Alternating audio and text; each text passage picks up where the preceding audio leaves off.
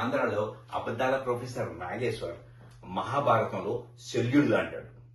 మహాభారతంలో కర్ణుడు చావుకి ఎన్నో కారణాలు ఉన్నాయి. అందులో ఒకటి కర్ణుడు శల్యుడు తన స్నేహితుడిని భావించడం. ఒక పక్క కర్ణ, నేను నీకు రథసారథి డ్రైవర్ గా పనిచేస్తాను, నువ్వు చెప్పింది అలా చేస్తాను అంటాడు. ఇంకొక పక్క కర్ణుడు ఏమి చేసినా సరే దాన్ని క్రిటిసైజ్ చేస్తూ కించపరుస్తూ కర్ణుడు బుర్రలో డౌట్ క్రియేట్ చేస్తాడు. ఆంధ్రాలో ప్రొఫెసర్ నాగేశ్వర్ చేసేది కూడా ఇదే. ఒక పక్క నేను ప్రజల జర్నలిస్ట్ ని, ప్రజల కోసమే పనిచేస్తాను అంటాడు.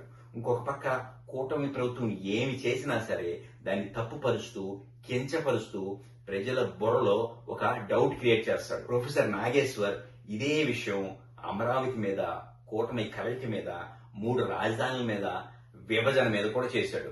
మీరే ఆలోచించండి, తన వీడియో మనం చూసిన తర్వాత మనకి సమాధానాల కంటే ప్రశ్నలే ఎక్కువ ఉంటాయి. రీసెంట్ గా కూటమి కలిసి ఉంటుందా ఉండదా అన్న విషయం మీద ఒక అబద్ధం చెప్పాడు. ఇది ఎందుకు ఇంపార్టెంట్ అంటే దీంట్లో దొంగ దొరికాడు.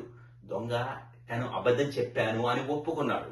బేసిక్ గా ఏం జరిగిందంటే ఢిల్లీలో అమిత్ షా పవన్ కళ్యాణ్ తో అన్నా అంట, మనకి short term friend Chandrababu, long term friend Jagan అని. ఈ విషయం పవన్ కళ్యాణ్ ఆంధ్రప్రదేశ్ లో తన కోర్ లీడర్షిప్ చెప్పాయంట.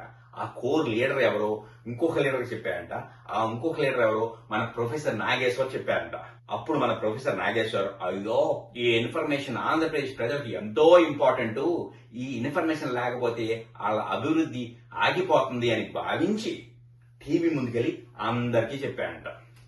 ఈ విషయం అబద్ధం అని తనే ఒప్పుకున్నాడు. కానీ పాయింట్ అది కాదు. ఎందుకు చెప్పాడు, ఎవరు చెప్పమన్నారు అనేది చాలా తేలిక. ఒక మర్డర్ జరిగినప్పుడు ఆ మర్డర్ వల్ల లాభం ఎవరికి అని మనం తెలుసుకుంటే ఆ మర్డర్ ఎవరు చేశారని తెలుసుకోవచ్చు. దాన్ని సర్కమ్స్టాన్షియల్ ఎవిడెన్స్ అంటారు. ఇప్పుడు కూటమి కలిసి ఉంటుందా ఉండదా అన్న డౌట్ ప్రజల్లో క్రియేట్ చేస్తే లాభం ఎవరికి?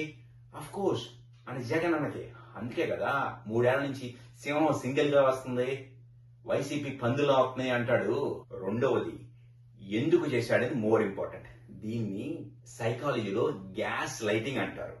బేసిక్ గా నాగేశ్వర్ ప్రజల బుర్రలో ఒక విషపు విత్తనం నాటుతున్నాడు. ఆ విషపు విత్తనం 3 సంవత్సరాల తర్వాత పెరిగి పెద్ద వృక్షంగా మారుతుందని భావిస్తున్నాడు. ఆ విత్తనం పేరే కూటమి కలిసి ఉండకపోవచ్చు అన్న డౌట్. మన కథలో దురదృష్టం ఏంటంటే మహాభారతంలో కర్ణుడు చావుకి ఒక శల్యుడే ఉన్నాడు.